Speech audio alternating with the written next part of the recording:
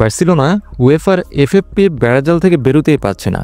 এবার জানা গেছে ফিনান্সিয়াল ফেয়ার প্লের নিয়ম লঙ্ঘনের জন্য বার্সেলোনা উয়েফার কাছ থেকে নিষেধাজ্ঞার মুখোমুখি হতে পারে এবং একটি বড় অঙ্কের আর্থিক জরিমানা আরোপের সম্ভাবনা রয়েছে।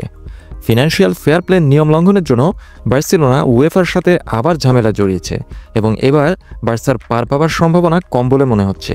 মুন্ডো ডেপোর্টিভো জানিয়েছে, ইউরোপীয় ফুটবল পরিচালনা সংস্থা উয়েফা প্রাথমিকভাবে ৬০ মিলিয়ন ইউরো জরিমানার প্রস্তাব করেছিল, তবে এই সংখ্যাটি ১৫ মিলিয়ন ইউরোতে কমিয়ে আনা হতে পারে যদি বার্সেলোনা ক্লাবটি ভবিষ্যতে এফএফপির নিয়মগুলি কঠোরভাবে মেনে চলে।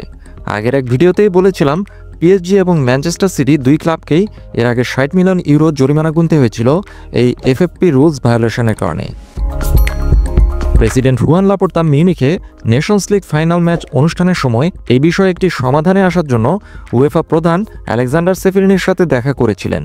বার্সেলোনা এবং উয়েফার মূল দ্বন্দ্বের বিষয়টি হচ্ছে বার্সেলোনার ভবিষ্যৎ টিভি রাইটস বিক্রি থেকে প্রাপ্ত ইনকাম নিয়ে। বার্সেলোনা তার টোটাল রেভিনিউ আর্নিংয়ে এই ভবিষ্যৎ টিভি রাইটস বিক্রি থেকে প্রাপ্ত আয়কে দেখাতে চায়, যেটা কিনা উয়েফা অনুমোদন করতে চায় না। যদিও লা লিগা কর্তৃপক্ষ এই লেনদেনগুলোকে অপারেটিং আয় হিসেবে বিবেচনা করে, আর উয়েফা এগুলোকে অস্পষ্ট সম্পদ থেকে প্রাপ্ত লাভ হিসাবে দেখে, যা ফিনান্সিয়াল ফেয়ার প্লে নিয়ম অনুসারে বৈধ নয়।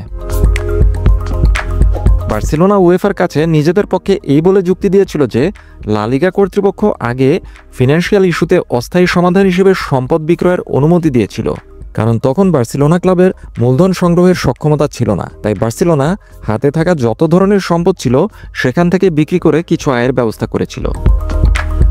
বার্সেলোনাকে অবশ্য এই প্রথমবারই শাস্তিমূলক ব্যবস্থার মুখোমুখি হতে হয়েছে এমনটা নয় বিষয়টা।